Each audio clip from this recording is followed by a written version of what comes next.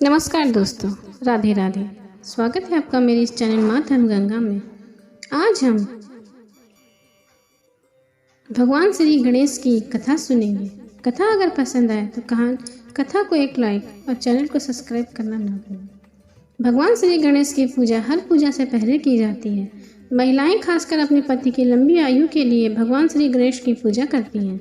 ऐसी मान्यता है कि भगवान श्री गणेश की पूजा करने से पति की लंबी आयु होने के साथ साथ घर में हमेशा खुशियां बनी रहती हैं। वहाँ कोई दुख दरिद्रता कभी नहीं आती। भगवान अपने भक्तों के सारे कष्ट हर लेते हैं। अब कथा। एक समय की बात है, एक भाई बहन रहते थे। बहन का नियम था कि वह अपने भाई का चेहरा ही देखकर खाना खाती थी। हर रोज वह सुबह उठती थी और जल्दी जल्दी सारा काम करके अपने भाई का मुंह देखने के लिए उसके घर जाती थी। एक दिन रास्ते में एक पीपल के नीचे गणेश जी की मूर्ति रखी थी। उसने भगवान के सामने हाथ जोड़कर कहा कि मेरे जैसा अमर सुहाग और मेरे जैसा अमर पीहर सबको दीजिए। यह कहकर वो आगे बढ़ जाती थी। जंगल की झाड़ियों के कांटे उसके पैरों में चुभा कर जाते थे। एक दिन भाई के घर पहुंची और भाई का मुंह देखकर बैठ गई तो भाभी ने पूछा, पैरों में क्या हो गया है? यह सुनकर उसने भाभी को जवाब दिया कि रास्ते में जंगल की झाड़ियों के गिरे हुए कांटे पाँव में चुभ गए हैं। जब वो वापस घर आ जाए तब भाभी ने अपने पति से कहा कि रास्ते को साफ करवा दो, आपकी बहन के पाँव में बहुत सारे कांटे चुभ गए हैं। भाई ने तब कुल्हाड़ी लेकर सारी झाड़ियों को काट कर रास्ता साफ कर दिया, जिससे गणेश जी का स्थान भी वहां से हट गया। यह देखकर भगवान गुस्सा हो गए और उसके भाई के प्राण हर लिए।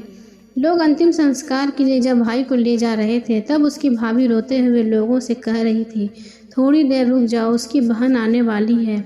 वह अपने भाई का मुंह देखे बिना नहीं रह सकती है, उसका यह नियम है। तब लोगों ने कहा, आज तो देख लेगी पर कल कैसे देखेगी? रोज के दिन तरह बहन अपने भाई का मुंह देखने के लिए जंगल से निकली। तब जंगल में उसने देखा कि सारा रास्ता साफ किया हुआ है। जब वो आगे बढ़ी तो उसने देखा कि सिद्धि विनायक को भी वहां से हटा दिया गया है। तब उसने जाने से पहले गणेश जी को एक अच्छे स्थान पर रखकर उससे उन्हें स्थान दिया और हाथ जोड़कर बोली, भगवान मेरे जैसा अमर सुहाग और मेरे जैसा अमर पीहर सबको देना। और फिर बोलकर आगे बढ़ गई। तब भगवान सोचने लगे, अगर इसकी नहीं सुनी तो हमें कौन मानेगा, हमें कौन पूजेगा? तब सिद्धि विनायक ने उससे आवाज़ दी, बेटी इस खेजड़ी की 7 पत्तियां लेकर जा और उसे कच्चे दूध को घोलकर अपने भाई पर छींट मार देना, वह उठकर बैठ जाएगा। यह सुनकर जब पीछे मुड़ी तो वहाँ कोई नहीं था। फिर वह सोचने लगी कि ठीक है, जैसा सुना है वैसा कर लेती है। वह 7 खेजड़ी की पत्तियां लेकर अपने भाई के घर पहुंची। उसने देखा वहाँ कई लोग बैठे हुए हैं। भाभी बैठी रो रही है, भाई की लाश रखी है। तब उसने उस पत्तियों को बताए हुए नियम की तरह भाई के ऊपर इस्तेमाल किया। तब भाई उठकर बैठ गया। बहन से बोला, मुझे बहुत गहरी नींद आ गई थी। तब बहन बोली, यह नींद किसी दुश्मन को भी ना आए, और उसने सारी बात अपने भाई को बताई। उसके बाद दोनों भाई बहन ने मिलकर गणेश जी की पूजा की। बोलो गणपति भगवान की जय। अब बुधवार की दूसरी कथा। एक समय की बात है, एक व्यक्ति का विवाह हुए कई वर्ष बीत गए। विवाह के बाद उसकी पत्नी एक बार अपने मायके गई हुई थी। पत्नी को मायके में रहने के कई दिनों बाद उसके पति अपने पत्नी को विदा करवाने के लिए ससुराल पहुंचा। ससुराल में कुछ दिन रहने के बाद वह पत्नी को मायके से विदा करने की बात अपने सास ससुर से कही। बुधवार का दिन होने के कारण उसके सास ससुर ने कहा कि इस दिन बेटी ससुराल नहीं जा सकती, इस कारण विदाई नहीं हो सकती। लेकिन वह व्यक्ति नहीं माना और अपनी पत्नी को मायके से विदा कराकर अपने घर की तरफ चल दिया। रास्ते में जाते वक्त पत्नी को बहुत तेज प्यास लगी। तब पति पानी की तलाश में इधर उधर भटकने लगा।